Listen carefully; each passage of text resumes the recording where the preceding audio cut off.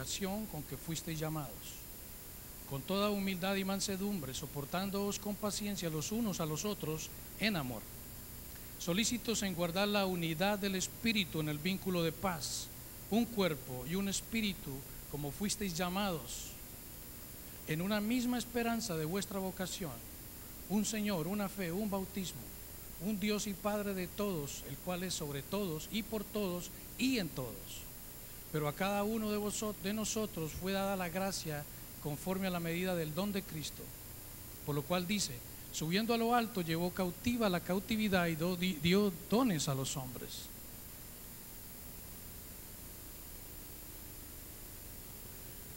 Y dio dones a los hombres. Y eso de que subió, ¿qué es? Sino que también había descendido primero a las partes más bajas de la tierra. El que descendió es el mismo que también subió por encima de todos los cielos para llenarlo todo.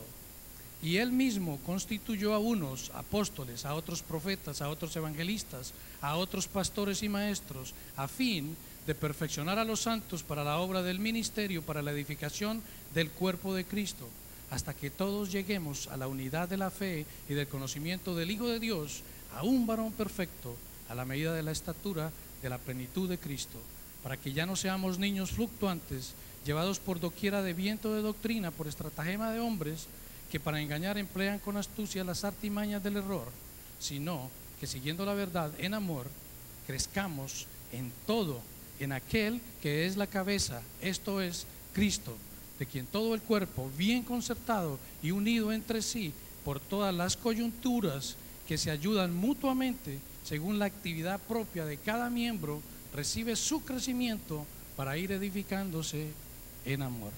Amén. Vamos a orar.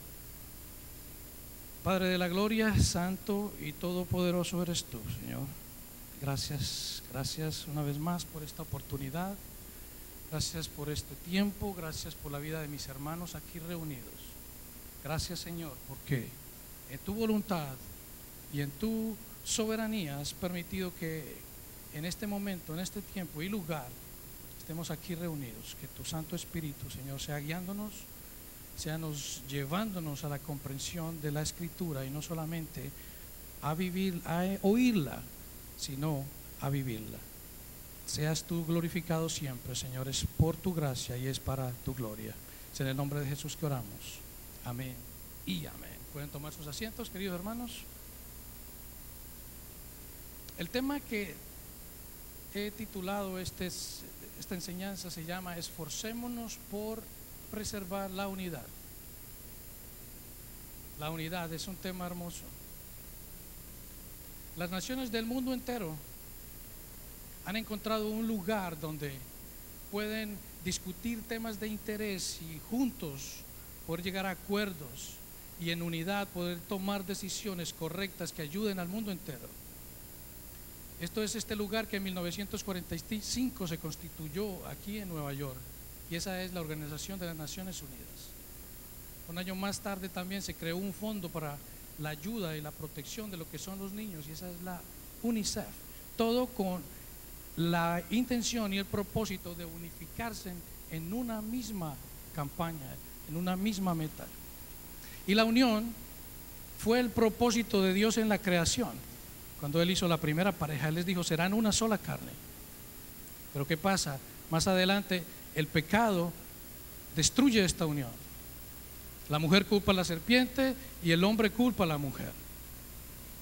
Y así lo vemos desde un comienzo. Jesús oró por unidad. Lo vemos en aquella oración sacerdotal en el libro de Juan, el capítulo 17, cuando Él ora a sus discípulos estando todos reunidos.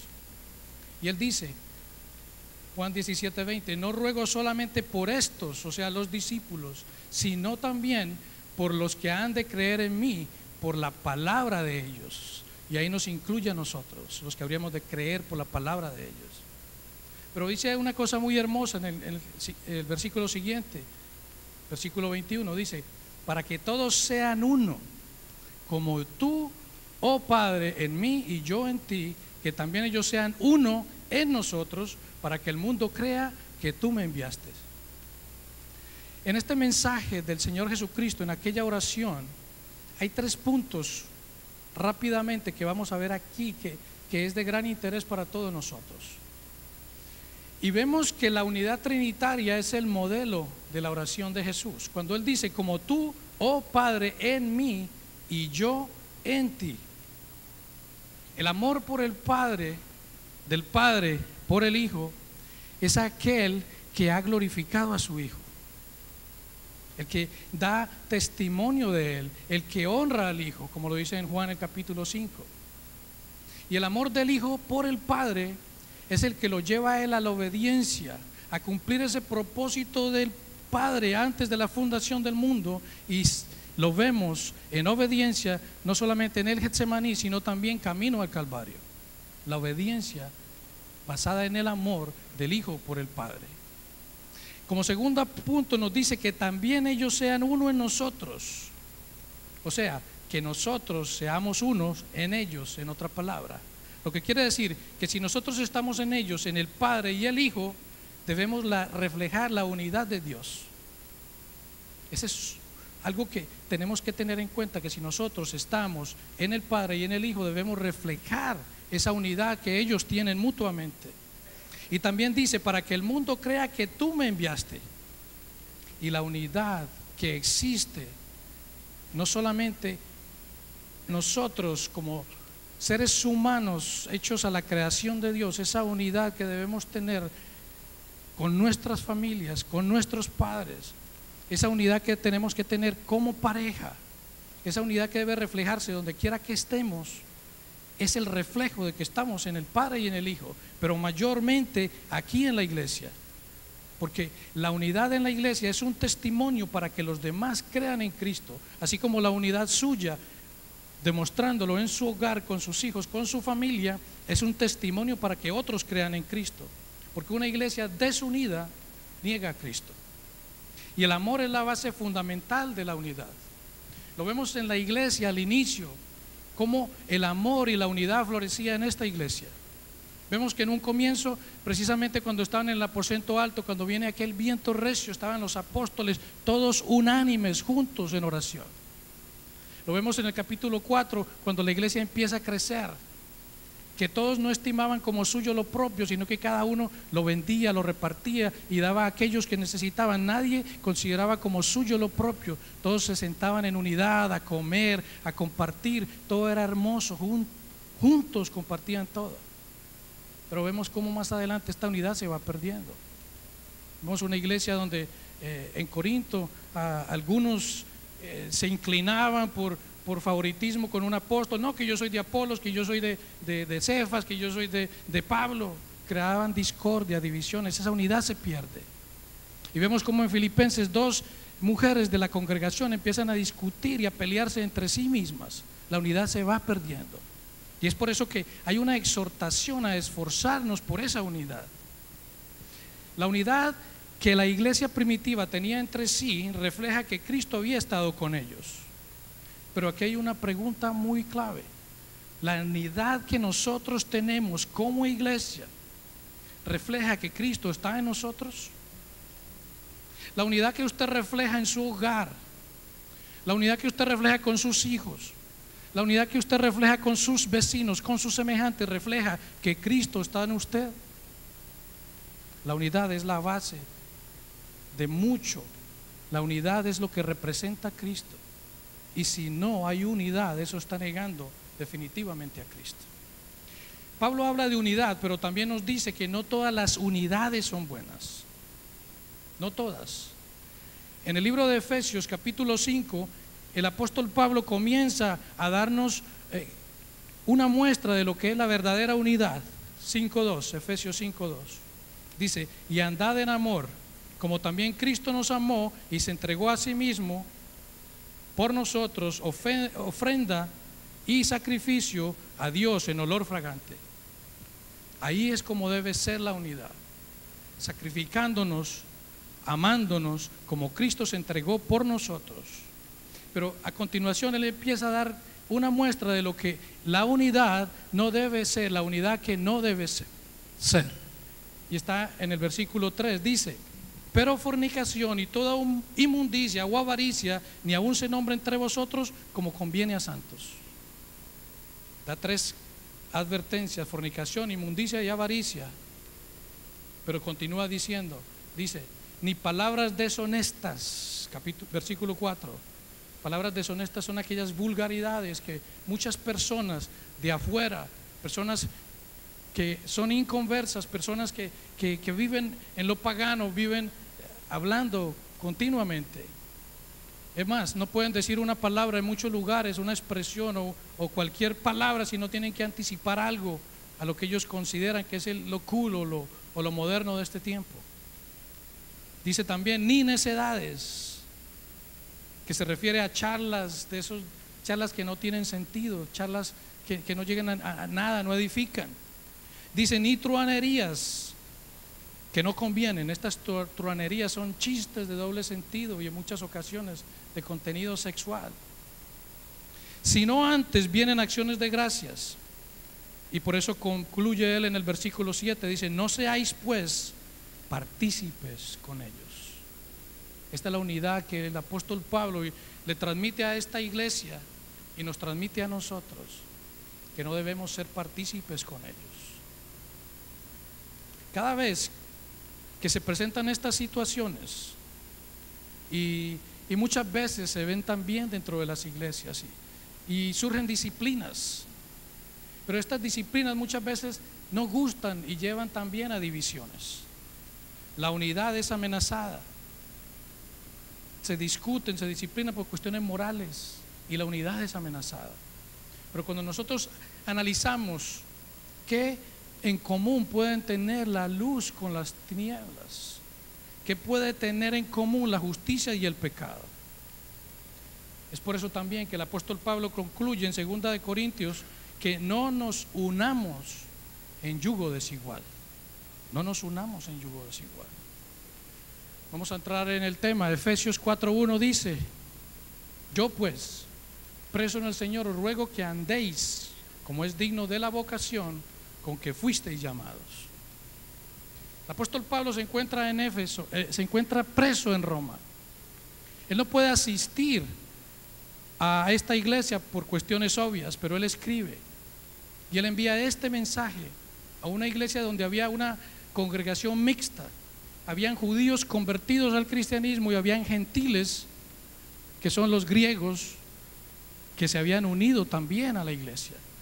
Entonces había una serie de conflictos entre ellos, había problemas de cuestiones que Pablo tenía que tratar para que ellos llegaran a una unión. Cada uno veía sus puntos de vista y estaban creando división. Pablo escribe y les dice a ellos que anden como es digno de la vocación con que fueron llamados. Vocación es aquello que normalmente conocemos que es la inclinación a un trabajo, a un oficio. Eso es una vocación. Ser maestro, ser arquitecto, ser constructor, ser jardinero, eso es un trabajo, eso es una vocación que se conoce normalmente. Pero cuando nosotros hablamos bíblicamente, vocación es aquel don que Dios ha dado a cada uno de nosotros. Es el don que Él imparte por gracia a cada uno de nosotros. Esa es la vocación que está hablando aquí el apóstol Pablo.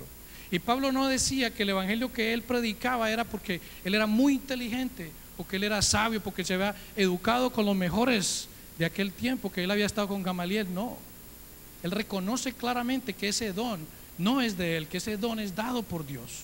Él dice en Gálatas 1:1, Pablo, apóstol, y establece unas comillas que dice, no de hombres ni por hombre, sino por Jesucristo y por Dios el Padre que lo resucitó de los muertos. Esta carta nos habla desde comienzo hasta el final de que lo que es unidad. En el capítulo 2 habla el apóstol Pablo de paz y la unidad que Cristo ha traído entre judíos y gentiles, que ha hecho de estos dos grupos uno solo, y ese es los hijos de Cristo.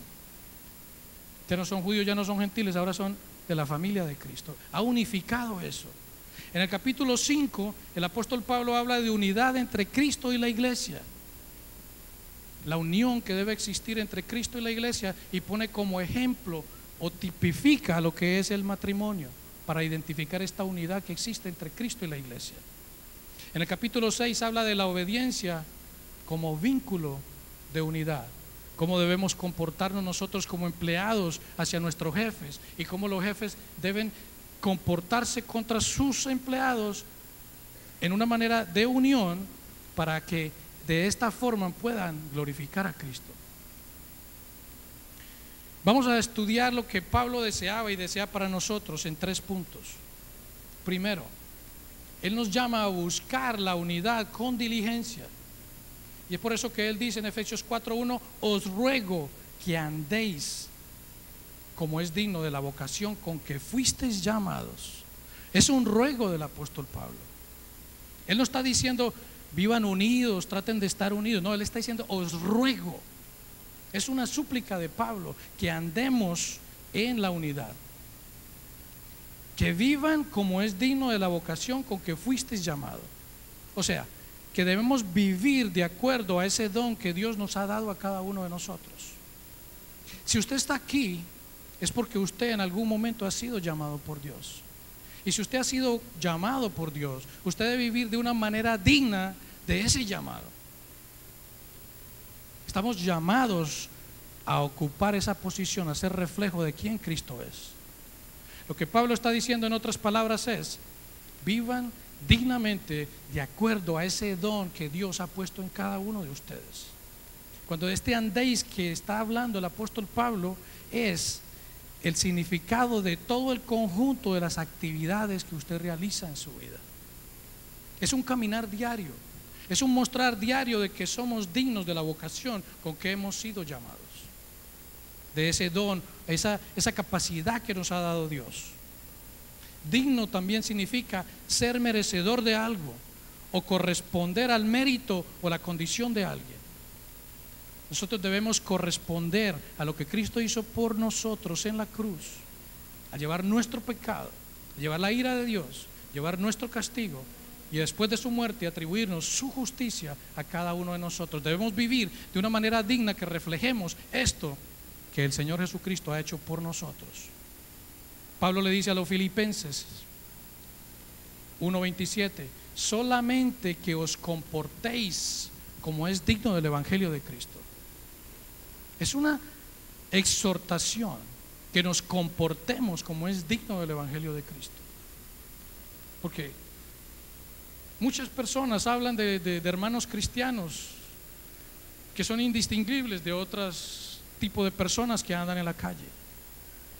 ¿Cómo podemos decir que somos dignos de aquella vocación, de aquel llamado que Dios nos ha dado a nosotros, si no nos podemos diferenciar de en medio de otras comunidades? Me refiero a comunidades en el sentido que no son cristianos y viven una vida completamente errada, apartada de Cristo.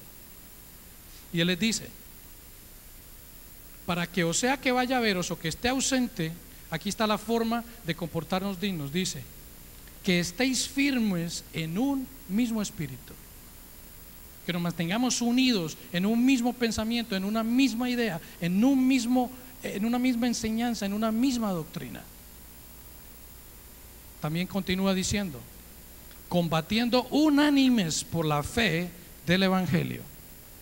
Es una lucha que juntos debemos tener para presentar y defender el Evangelio de muchos otros que proclaman aquellas falsas enseñanzas, aquel falso evangelio, evangelio de obras, evangelio de prosperidad, evangelio de salud, evangelio de dinero, de muchas cosas.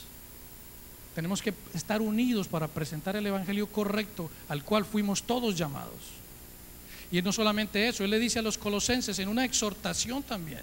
Es que a todas las iglesias se les dice, Colosenses 1:10 dice: para que andéis como es digno del Señor. O sea que es un mensaje a todos a que caminemos de una manera correcta, de la manera que dignifiquemos a Cristo. Y dice: agradándole en todo, que todo lo que hagamos nosotros, sea cual sea, pueda agradarle a Él, pueda glorificarle a Él. Segundo, dice: llevando fruto en toda buena obra. Las cosas que hacemos pueden producir diferentes frutos. Probablemente puede producir fruto para hacerlo sentir a usted orgulloso, sentirse poderoso, sentirse muy sabio, pero puede llevar fruto para glorificar a aquel que le ha dado ese conocimiento y ha hecho posible todo lo que usted está haciendo. Y dice también, y creciendo en el conocimiento de Dios. Crecer en el conocimiento de Dios. Las Escrituras dicen también que esto es la vida eterna, que lo conozcamos a Él, a Dios, al Padre y al Hijo que Él ha enviado. Ese es el comienzo de la vida eterna. Conozcamos a Cristo. El conocimiento que tiene la palabra debemos también ponerla en práctica. No solamente que aprendamos a conocerlo y nos llenamos de un conocimiento teórico e intelectual. Tenemos que esa palabra que estamos estudiando ponerla en práctica. Y esto es un reto para nosotros, porque cuando un cristiano todavía camina en pecado, le está fallando a Dios, a un Dios que envió a su Hijo a la cruz. Pero Pablo dice que tenemos que vivir una vida digna de acuerdo del Señor, una vida que le dé valor, que represente a Cristo todo lo que ha hecho por nosotros. Porque si usted no se comporta de acuerdo a ello, usted está demostrando dos cosas. Primero, que la cruz, que aquel sacrificio perfecto, doloroso, sufrido que hizo Cristo en la cruz es insignificante, no tiene ningún sentido. Usted lo minimiza, lo pone aparte y no le da la importancia que merece. Primero. Y segundo, si usted vive de una manera que no representa dignamente ese llamado, usted no ha nacido de nuevo. Esas dos partes son. Pablo dice, sean dignos representantes de Cristo, y puede ser en la labor, en el trabajo, aquello que usted realiza afuera, en su vida cotidiana, con sus vecinos, en la escuela, cuando usted va a recoger sus hijos, cuando usted está en un supermercado haciendo una línea y alguien se le cruza por delante, usted mismo, pero ¿qué pasó aquí? Yo estoy primero. ¿Cómo reaccionamos? Seamos dignos representantes de Cristo. Efesios 4:3 dice, solícitos en guardar la unidad del Espíritu en vínculo de paz. Este solícitos significa esforzarse, y esto fue precisamente lo que trajo el título para este tema. Esforzados en guardar, o sea, vigilar, preservar, perseverar en la unidad del Espíritu. Y este Espíritu que está hablando aquí es en aquellos dones que Dios, por medio de Cristo y su Espíritu Santo, nos ha dado a nosotros. No es el Espíritu, el Ruach, que es el que nos lleva al Padre. No es aquel que nos ha hecho posible el poder estar aquí como personas renovadas. No, este Espíritu que está hablando aquí son de aquellos dones que el Señor nos ha dado. ¿Y qué significa esto? Que debemos emplear nuestra energía, nuestro ánimo, nuestro vigor, nuestra disciplina, nuestro esfuerzo para llevar a cabo ese propósito de preservar, vigilar y mantener esta unidad en vínculo de paz. Vínculo de paz, esa unión entre Cristo y sus miembros, los miembros de un mismo cuerpo, todos nosotros que estamos aquí. Y si el apóstol Pablo pide esforzarse, es porque esto no es fácil. Él dice esforcémonos, porque hay personas que de pronto tienden a debilitarse o a verlo como muy difícil, y él dice esfuércense por hacerlo. Es muy fácil crear división, es muy fácil alejarse de todo, es fácil desacreditar a la gente, es fácil romper la unidad dentro de la iglesia, y es fácil sentir envidia por otros hermanos que Dios les ha dado ese don y están avanzando en la obra de Cristo. Es fácil crear división. Y hay algo que el apóstol Pablo les enseña a los efesios y nos enseña a nosotros, que se pierde la unidad porque no se mantiene la paz. No hay armonía, no hay unión, no hay amistad, no hay hermandad, y se pierde la unidad. Primera de Corintios 1:10 dice, os ruego pues, hermanos, por el nombre de nuestro Señor Jesucristo, que habléis todos una misma cosa y que no haya entre vosotros divisiones, sino que estéis perfectamente unidos. Ese es el clamor de Pablo en la mayoría de sus cartas, la unión, en una misma mente y en un mismo parecer. Pero cuando alguien, yo me pregunto, cuando alguien te hace algo a ti, a cualquiera de ustedes, ¿usted cómo responde? Usted se altera o tiene una palabra inmediatamente lista para responder y contrarrestar eso que esa persona está diciendo. O usted simplemente ora por él. O creas un resentimiento hacia él. Inclusive pueden pasar los 3, 5 años y usted todavía guarda ese resentimiento dentro de usted, que la otra persona que ha dicho algo y lo ha ofendido ni siquiera se acuerda, pero usted lo tiene en su mente. ¿Es eso algo que refleje la unidad dentro del cuerpo de Cristo? ¿Dónde está entonces la unidad? Hemos sido justificados, hemos recibido la justicia imputada por Dios, hemos sido libres de la ira de Dios, la expiación. Cristo ha pagado por nosotros el precio, la ira, la condenación que teníamos, la paga por el pecado que es la muerte. Esa es la redención. Cristo pagó por nosotros. Pero no solamente esos 3 puntos son los primarios aquí, y no es que le estoy mermando importancia, sino que estos 3 puntos tan importantes como son, también existe lo que es la regeneración o la santificación. Que una persona que ha sido lavada, limpiada por la sangre de Cristo debe mostrar eso que el Espíritu Santo hace en cada uno de nosotros cuando hemos venido a la fe, y el Espíritu continúa ese proceso en cada uno de nosotros, y debemos por eso dar muestra de que hemos sido cambiados. Y es por eso que debemos reflejar ese llamado que Dios ha hecho con cada uno de nosotros, ese llamado al sacarnos también de aquella perdición en que estábamos, ese llamado que ha hecho cuando estábamos por allá, que no queríamos saber absolutamente nada de Cristo, de Dios, ni de todo lo hermoso que son las Escrituras. Lo odiábamos, pero Dios en su misericordia nos ha llamado, y ahora todo esto para nosotros es una delicia. Debemos reflejarlo. Esa paz que nos reconcilia con Dios a través de Cristo hace personas cambiadas, regeneradas, que deben reflejar esa paz con cada uno de nuestros semejantes. No solamente aquí en la iglesia, que obviamente el mensaje de Pablo está dedicado directamente a la iglesia, pero nosotros debemos reflejar esa paz con aquellos que están en nuestro alrededor, sea en cualquier lado que nos encontremos. Y si somos personas renovadas por el Espíritu, debemos hacer, como dice el escritor del libro de Hebreos, seguid la paz con todos. Y este seguir es buscar, este seguir es perseguir la paz con todos. Esa paz de amistad, esa paz de reconciliación, esa paz de amor, esa paz que no hiere a los demás. Y también continúa diciendo, y la santidad, que es aquello que el Espíritu Santo continúa haciendo en nosotros, que dice, sin la cual nadie verá al Señor. Ese es el proceso que el Espíritu Santo continúa en nosotros, y es su obra, pero nosotros tenemos que encaminarnos en esa santidad. Por eso dice, seguir, buscar, perseguir.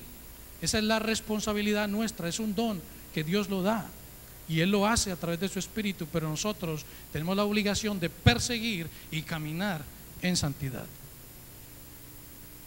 ¿Y cómo logramos hacer la paz? Efesios 4:2 nos dice, con humildad y mansedumbre, soportándonos con paciencia los unos a los otros en amor. Y la humildad, como dice aquí, es lo opuesto al orgullo. ¿Cómo ve un orgulloso a otro? Lo ve bien chiquitito, ¿verdad? Ese es el orgullo. ¿Y cómo dice que debe ser la humildad? La humildad es nosotros viendo a los demás como mayores a nosotros. Esa es la humildad. La humildad significa mirar a los demás como si fueran superiores a nosotros mismos. Eso es lo que nos dice el apóstol Pablo en el libro de Filipenses. Dice, no hagáis nada por contienda, en el capítulo 2, versículo 3. Sino dice, no hagas nada por contienda o vanagloria, como por discusión o por creerte mucho. Lo que hacen muchas personas, hacen cosas buenas, sí, que sirven, que ayudan, que son de aporte para la obra, pero lo hacen con vanagloria o a veces por contender con otros. Y el apóstol dice, antes bien con humildad, estimando a cada uno a los demás como superiores a sí mismo. Esa es la humildad, considerando a los demás como superiores a nosotros.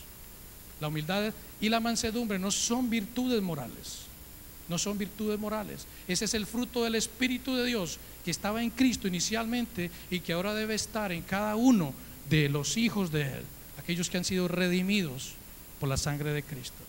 Efesios 4:2 dice: con toda humildad y mansedumbre, soportándoos con paciencia los unos a los otros. Y esto tiene que ver con soportar a aquellas personas inmaduras que muchas veces lanzan algunos comentarios, ataques, indirectas, ofensas, etcétera. No solamente fuera, puede ser dentro de la iglesia, sin dejarse provocar a enojo. Cuando vienen aquellas indirectas, ofensas de personas que muchas veces no lo hacen de una manera intencional, pero que en su inmadurez lanzan palabras que no piensan para decirlo y están ofendiendo a otros. ¿Qué hacer cuando una persona tiene la vocación, ese llamado, y cómo debe reflejar a Cristo? Simplemente no prestar atención, orar por él, no dejarse provocar, ni tampoco tratar de buscar venganza por cuanto ataque pueda hacerlo, porque esto no es caminar digno de la vocación o la gracia por la cual hemos sido llamados. Pero alguien puede decir: es que esa persona es muy difícil. Usted no sabe las cosas que me ha dicho, me ha ofendido gravemente, ha dicho algo que no tiene perdón. Pero sabes que si nosotros actuamos con aquellas personas que han hecho algo ofendiéndonos gravemente, y nosotros obramos con ese mal que nos está haciendo a nosotros con bien, estamos haciendo, como dice el apóstol Pablo, estamos creando ascuas de fuego en su cabeza, que eso quiere decir que son como carbones encendidos en su cabeza, para que pueda comprender y decir: wow, venir en arrepentimiento y decir: mira, todo el mal que yo le estoy haciendo a esta persona, y esta persona, ¿cómo me corresponde a mí con el bien? Y de esta manera pueden venir al arrepentimiento y demostrando que es digno de la vocación que Dios y al llamado que le ha dado, esta persona pueda venir al conocimiento de Cristo, aún estando en la iglesia, y que por su inmadurez refleja que verdaderamente está aquí, pero no ha llegado todavía hacia él. Si Cristo caminó a la cruz, fue injuriado, fue vituperado, fue maltratado, fue azotado, despedazado y finalmente clavado en aquel madero, no tuvo resentimiento hacia sus agresores, ¿por qué nosotros, por una simple mirada que nos hace por ahí, que de pronto la persona estaba concentrada en algo, miró de una manera extraña, ya esa persona me está mirando mal, ya esa persona no quiere nada conmigo, el pastor pasó y no me saludó, pasó por el lado mío y no me saludó? Se disgustan por eso. Hay muchas cosas. Cristo no tuvo en cuenta a sus agresores, sus personas que lo atacaron, y nosotros nos llenamos de resentimiento por simplemente insignificancias. Nos llenamos, y esto no es vivir una vida digna del Evangelio. Esto no representa a Cristo que nos salvó. ¿Y cuál es la razón bíblica por la que Pablo pide unidad? En el capítulo 4, versículo 4 dice: un cuerpo y un espíritu, como fuisteis también llamados en una misma esperanza de vuestra vocación.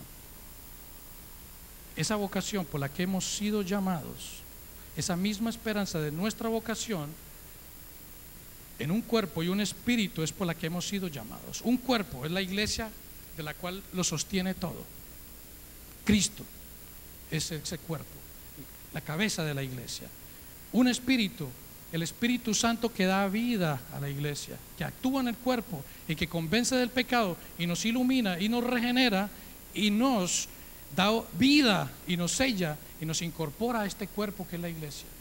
El Espíritu Santo ha puesto ese sello en cada uno de nosotros cuando hemos venido a Él, y esa es la garantía de que le pertenecemos a Él. Pero esa garantía debe ser demostrada. Y continúa diciendo: y una misma esperanza. Esa misma esperanza, porque si hemos sido sellados, aquí es donde viene el concepto. Si hemos sido sellados, esa es la garantía de que Dios dijo a través del Espíritu Santo, con el sello que nos dio: ese es mío.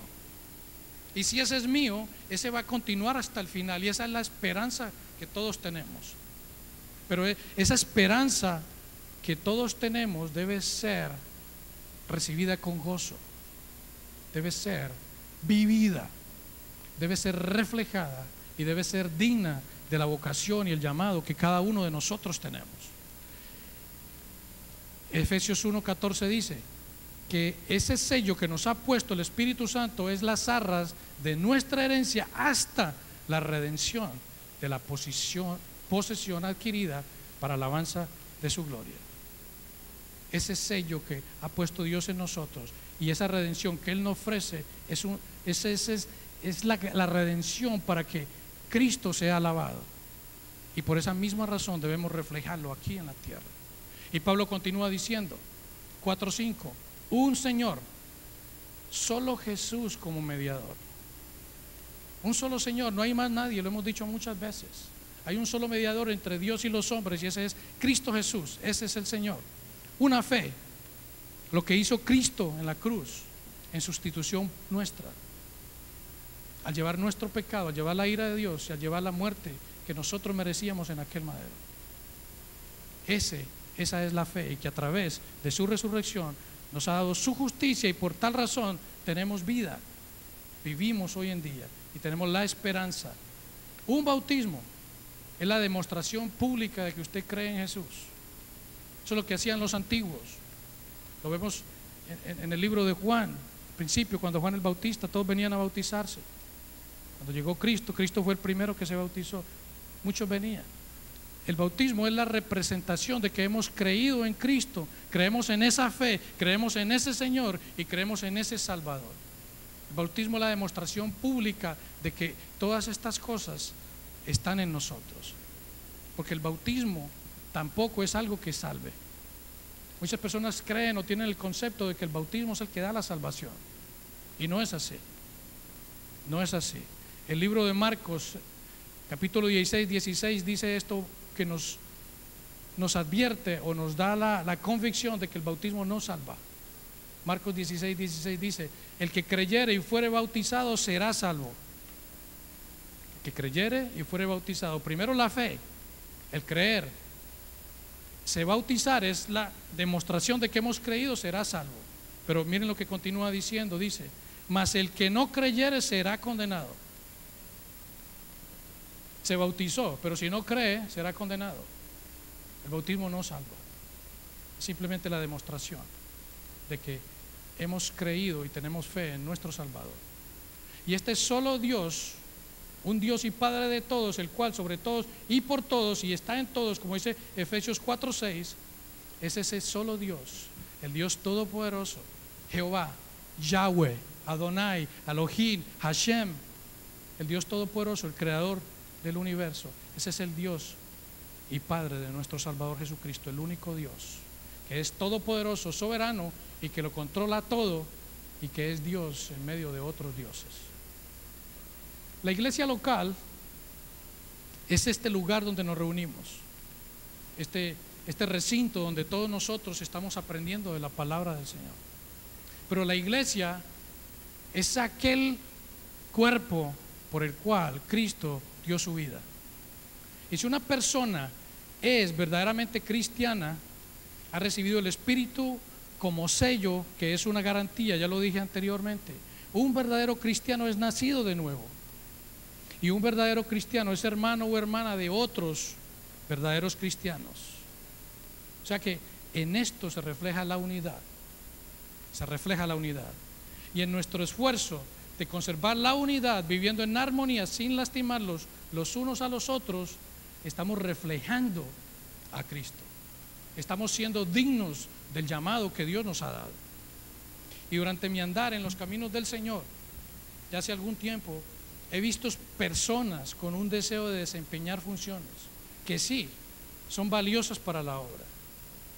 Pero hay dos tipos de personas. Hay unos que tienen una intención honesta, verdaderamente quieren servir al Señor con honestidad, con ese deseo de que están agradando solo a Dios, y el trabajo que están haciendo es para Dios. Pero hay otros que solamente quieren ser vistos, quieren ser reconocidos, quieren ser exaltados, quieren ser aplaudidos, quieren ser premiados. Pero esto no refleja lo que es una persona que es digna del llamado que Cristo ha dado. Y eso precisamente crea división y se pierde esa unión. Y esto es lo que me lleva al siguiente punto: aceptar la gracia y los dones con humildad. Ya Cristo ha regalado su justicia por su sacrificio en la cruz, la cual nos ha hecho aceptos al Padre, ¿verdad? Pero esta gracia que Él habla aquí es diferente. Cada persona que está aquí en este momento, dentro del cuerpo de Cristo, ha recibido un diferente don. Y aquí lo explica. Efesios 4:8 dice: por lo cual, subiendo a lo alto, llevó cautiva la cautividad y dio dones a los hombres. Versículo 9: y eso de que subió, ¿qué es? Sino que también había descendido primero a las partes más bajas de la tierra. Y continúa diciendo en el versículo 10: el que descendió es el mismo que también subió por encima de todos los cielos para llenarlo todo. De estos versículos se ha hecho cualquier cantidad de exposición y diferentes contextos. Pero lo que está haciendo aquí prácticamente, el descender que habla aquí, es que Cristo estaba sentado en el trono antes de la fundación del mundo con su Padre, y Él vino a esta tierra. Él vino a esta tierra, habitó entre nosotros, se hizo ser humano, y eso fue una humillación, siendo un Dios, venir y convertirse en hombre, y que había descendido primero a las partes más bajas de la tierra. O sea, que a través de su muerte Él vence la muerte. Él vence la muerte y consiguió su victoria, y en su resurrección Cristo ascendió nuevamente a la derecha del Padre, donde ejerce toda autoridad. Esto es lo que nos quiere decir esto. Juan 3:3 dice: nadie subió al cielo, 3:13, sino el que descendió del cielo, el Hijo del Hombre que está en el cielo. Y en Efesios 4:8 dice: por lo cual, subiendo a lo alto, llevó cautiva la cautividad y dio dones a los hombres. Este es el versículo. Jesús triunfa. ¿Y qué es lo que sucede cuando alguien triunfa o vence? Lo vemos en todo el Antiguo Testamento. Cuando alguien vencía, se llevaba los rehenes, se llevaba a todas aquellas personas, no solamente las personas, se llevaba el ganado, se llevaba las propiedades, se llevaba todo. Lo vemos con Abraham, lo vemos con los asirios, lo vemos con los babilonios. Cuando fueron y invadieron, se llevaron la gente. Entonces, ¿qué pasa?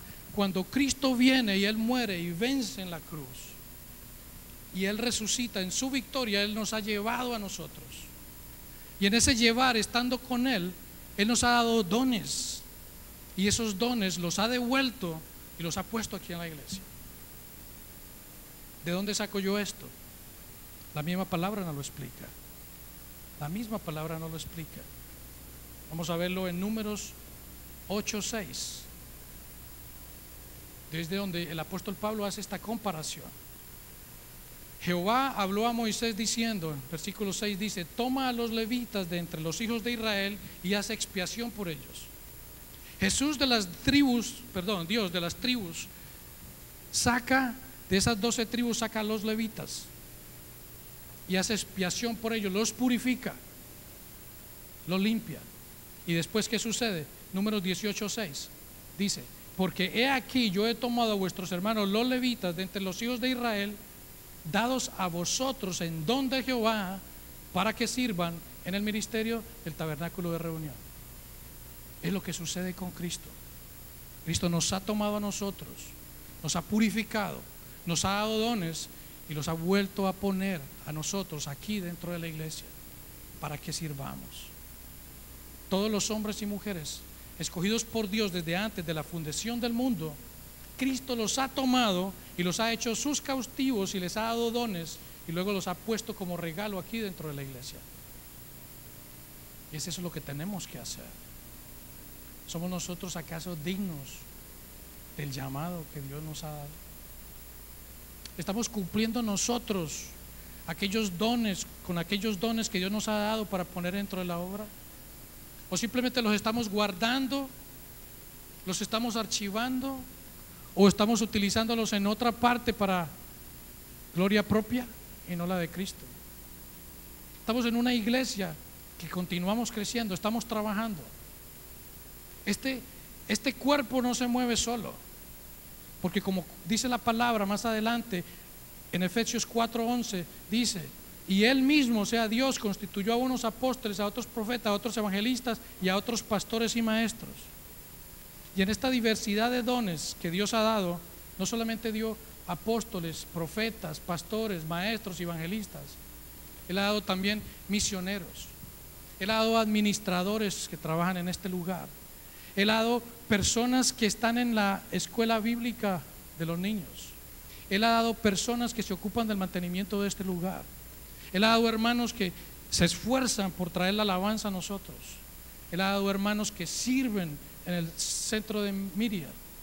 Él ha dado hermanos que, aunque nosotros no los veamos, están trabajando, y eso simplemente es para el servicio de la obra.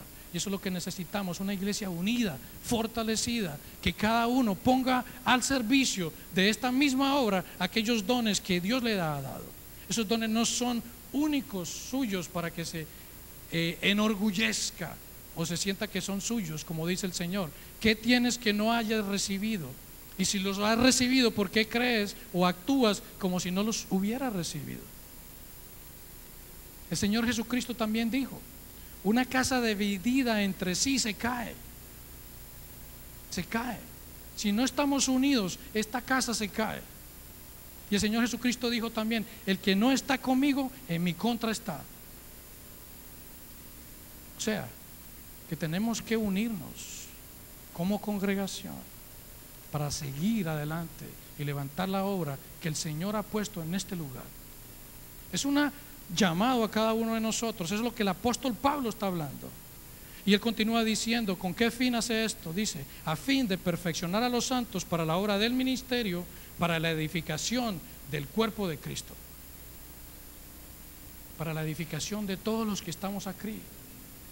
Para eso son los dones, no para guardárnoslos, ni para ejercerlos privadamente o crear páginas en que demostremos aquellos dones que Dios nos ha dado. No, es para el servicio de la obra, para perfeccionar a los santos para la obra del ministerio, para esta obra. Y termina diciendo: para edificación del cuerpo de Cristo. Todos somos edificados con cada uno de los dones que Dios nos ha dado, porque en ese dar de dones, a muchos nos ha dado diferentes dones. No todos tenemos lo mismo, ni todos, cada uno o algunos no los tienen todos. Hay diversidad.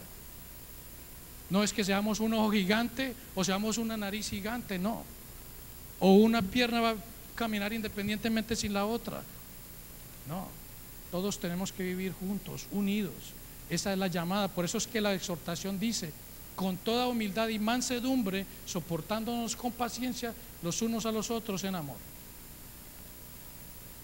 Ese amor que Cristo ha demostrado a través del Padre, en amor. Que cualquiera sea aquella ofensa, cualquiera sea aquella palabra que nos hayan dicho, y sí, puede que nos haya herido, tenemos que con amor unirnos los unos a los otros, con humildad y mansedumbre. Y para que de esta manera, dice Efesios 4:13, hasta que lleguemos a la unidad de la fe y del conocimiento del Hijo de Dios, a un varón perfecto, a la medida de la estatura, la plenitud de Cristo. Y lo que esto nos quiere decir es que alcanzaremos la plenitud de la fe cuando nosotros conozcamos perfectamente a Cristo.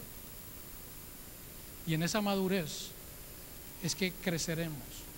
En esa madurez es que ya no veremos aquellos detalles insignificantes o ofensivos como algo fuerte que no se puede olvidar. El apóstol Pablo le dice a los corintios también: yo les estoy a ustedes dando leche cuando debería estarles dando vianda. ¿Por qué? Por su inmadurez, porque se disgustan por cosas que no tienen sentido, y en ese disgusto por cosas que no tienen sentido están creando división, y la obra del Señor no continúa, no se edifican los hermanos, no se está dando gloria a Dios. Y ese es el punto preciso, el último que tenemos que tocar, la madurez. Efesios 4:14 dice: para que no seamos niños fluctuantes, llevados por doquiera de todo viento de doctrina, por estratagema de hombres que engañan, empleando con astucia las artimañas del error.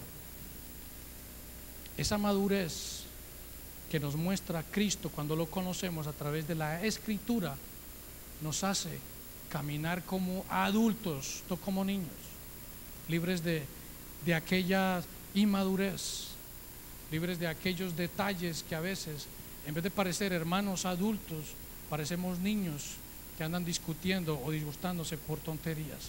Esta estratagema que habla es la astucia que muchos algunas veces pueden tener para manejar lo que es el error.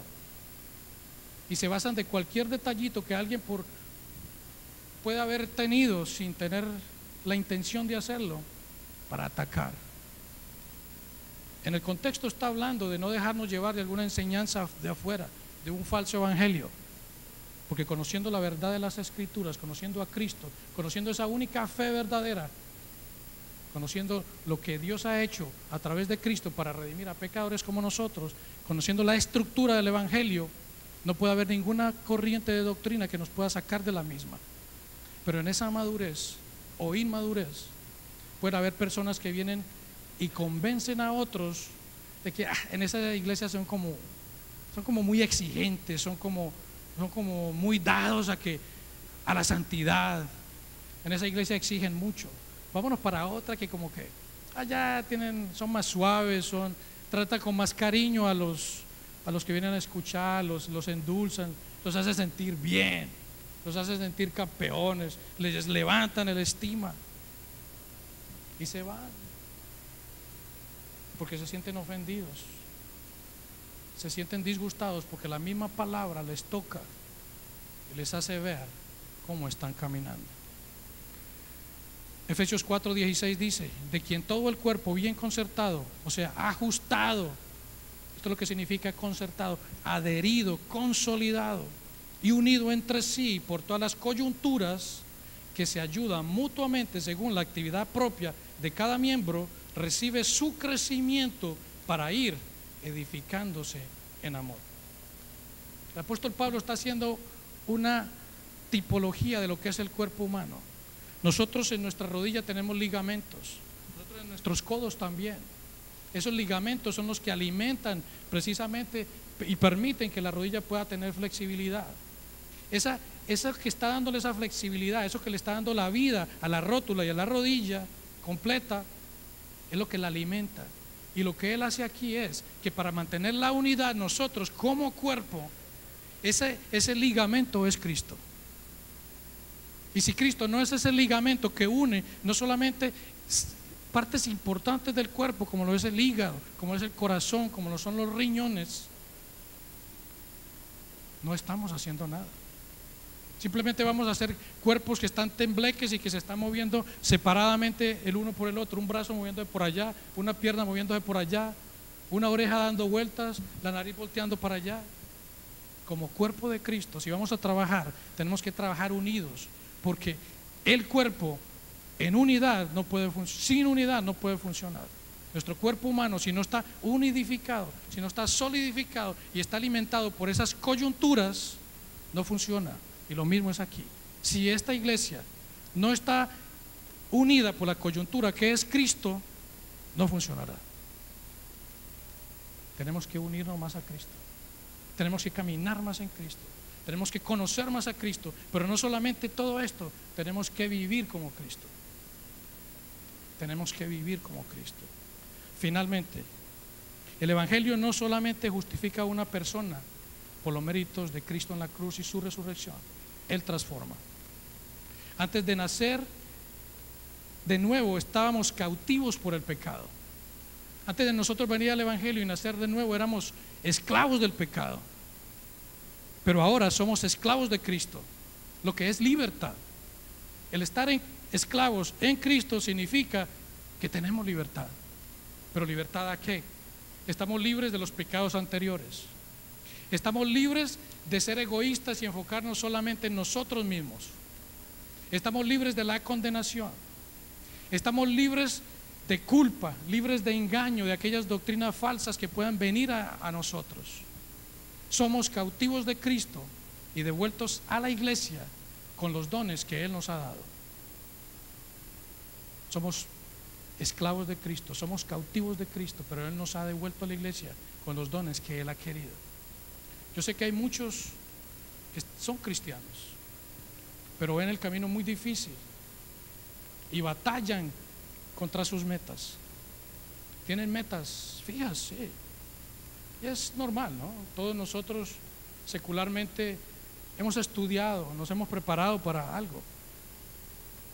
Pero lo que sucede aquí es que al fijarse en sus metas, aquello que tiene que conseguir, sea una carrera, sea un trabajo, sea un propósito, se olvidan de lo que Dios ha hecho por cada uno de ellos, de ese don que les ha dado para servir a la iglesia.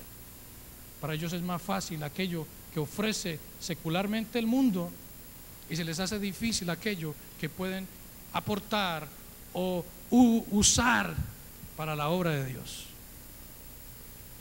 Y en lo más profundo de ellos pueden decir que Cristo es el Señor, sí, lo sienten, lo creen, lo dicen, pero sin lugar a dudas están viendo su señorío como algo muy doloroso. Les duele. ¿No le pedirías a Dios que abriera los ojos de tu entendimiento para que veas? Eso es lo que tenemos que hacer. Enfocarnos en aquello a lo que Dios nos ha llamado. Enfocarnos a lo que es la obra de Dios. Enfocarnos a lo que glorifica a Dios. Enfocarnos en aquello que alimenta a los demás hermanos. En aquello que puede traer a otros a creer en el Evangelio. En aquello que represente verdaderamente a un cristiano que es digno del llamado que Dios le ha hecho. Que no le pedirías a Dios o no le orarías a Él para que te dé un entendimiento y puedas ver que la verdadera esclavitud es la esclavitud a ti mismo. Somos esclavos a nosotros mismos. Somos esclavos de nuestro tiempo. Somos esclavos de nuestros deseos. Somos esclavos de nuestros objetivos, de nuestros propósitos. Somos esclavos de todo aquello. Somos esclavos al dinero, a los placeres, a lo material. Somos esclavos del diablo, esclavos de los atractivos temporales y deseos de este mundo que condenan a muerte y al infierno. Y que la verdadera libertad a ser esclavos es la de Cristo. La verdadera libertad siendo esclavos es en Cristo.